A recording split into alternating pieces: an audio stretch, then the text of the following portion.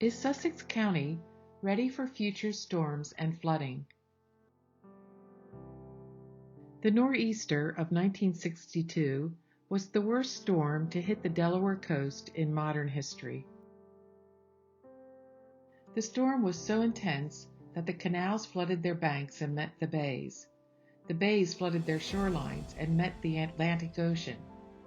The merging waters flooded Route 1, and there was no way out. The nor'easter of '62 claimed the lives of 40 people. The damage was equal to $450 million in today's dollars. Could this happen again? Yes, it could. Why? Dr. Callahan of the University of Delaware tells us that warming temperatures create more water vapor in the air. This explains why we are experiencing more storms dropping extreme amounts of rain. Since 1981, worldwide temperatures above the land and the water have been rapidly increasing. All of the photos you are about to view were taken in Sussex County, Delaware. Water rescues are becoming more frequent in certain areas of Sussex County, like this stretch of River Road in Oak Orchard. The sea level in Sussex County is rising twice as fast as the global average. How is this possible? According to a DENREC report, Delaware is experiencing a naturally driven sinking of the land. The tectonic plate beneath Delaware and much of the East Coast is naturally sinking compared to the land level of the surrounding tectonic plates. This puts Delaware at increased risk for the impacts of rising sea level. As the sea is rising, Delaware is sinking. Thus, the rate of sea level rise in Delaware is faster than in other parts of the world. NOAA observed that the high tides flooding at the lowest tide gauge have doubled in the last 20 years. NOAA now projects that high tides will double again by the year 2030, with 15 to 30 days of flooding per year.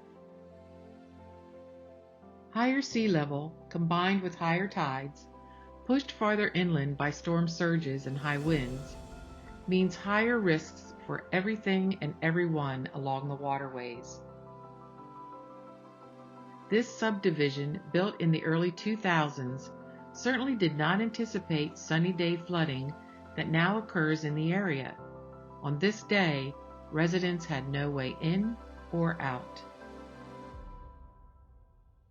Sunny day flooding is caused by higher tides, without rain. Low areas near the ocean, the bays, the rivers, and the canals are all at risk for sunny day flooding. Sunny day flooding can impact an area for several consecutive days at a time.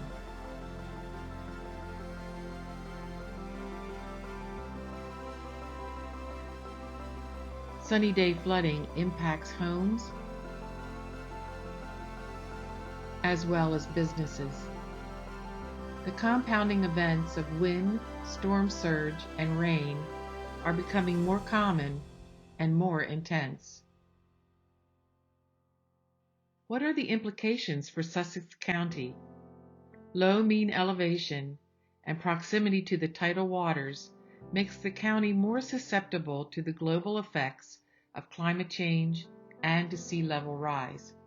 Delaware is the lowest state in the nation.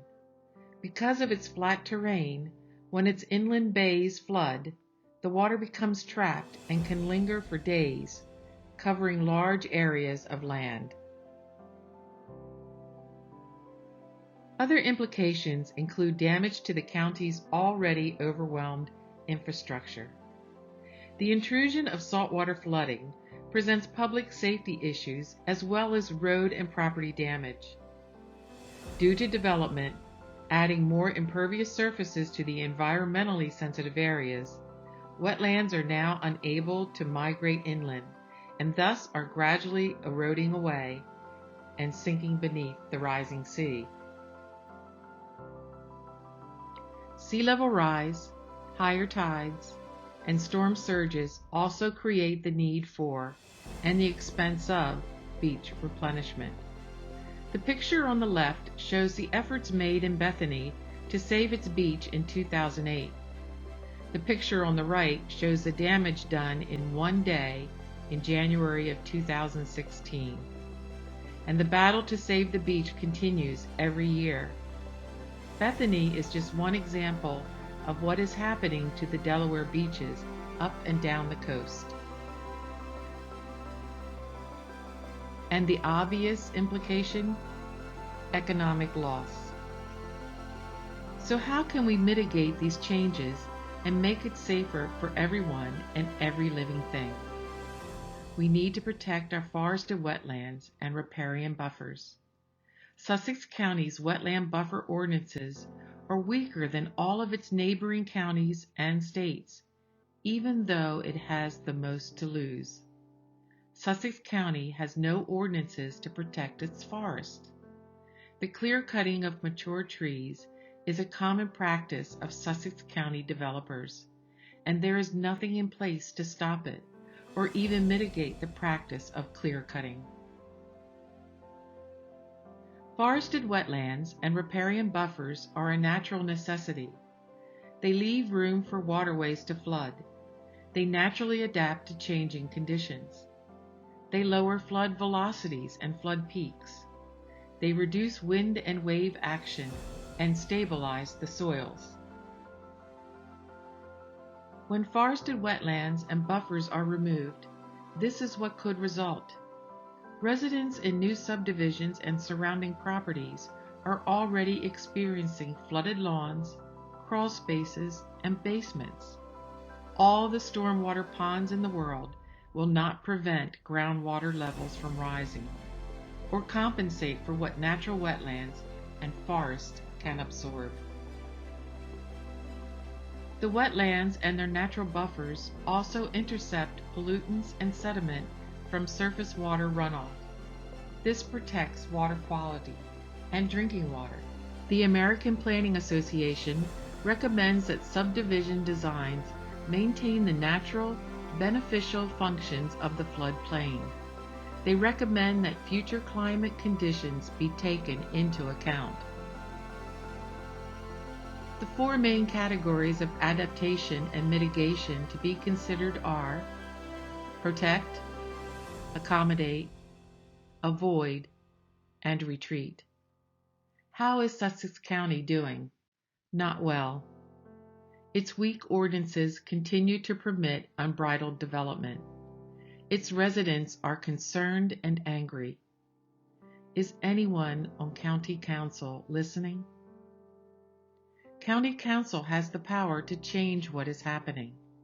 They have the duty to protect the county's citizens, its visitors, and its natural resources. Sussex is third in the nation among its coastal counties for building homes in the 10-year flood zones.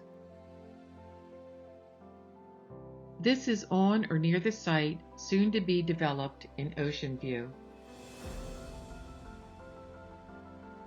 This is an area near Mulberry Knoll, soon to be developed. And there is a development to take place in Angola Neck. These are just to name a few of the environmentally sensitive areas already approved to be plowed over. According to FEMA, the Federal Emergency Management Agency, a quarter of all properties in Sussex County, Delaware, have a 26% chance of being flooded at least once over the next 30 years. Even FEMA states that one of the ways to adapt and mitigate the damage done by flooding is to build up. So here we go.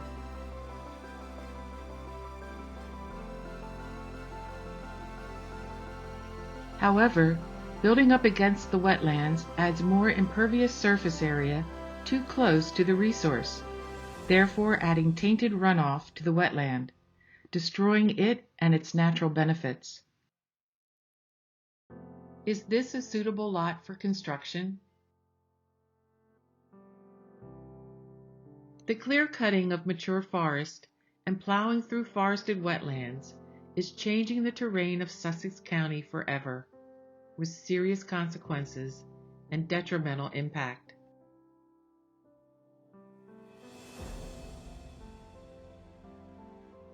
Is this what Sussex County is becoming? Does this look like responsible growth, adaptation, or mitigation? Sussex County is becoming known for its traffic congestion, which now occurs year-round.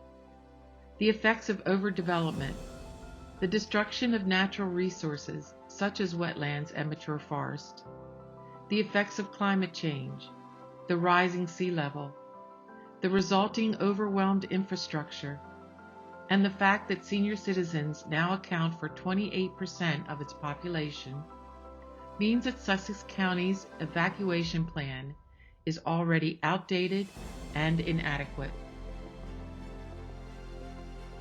Joni Mitchell penned these lyrics in 1970, over 50 years ago, and yet here we are, still in the process of destroying the best that nature has provided for our own benefit and safety, destroying the very reason people have dreamed of someday living here. Enough is enough.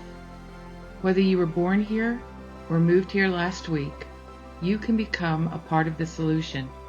Be seen. Be heard. Write to the Sussex County Council.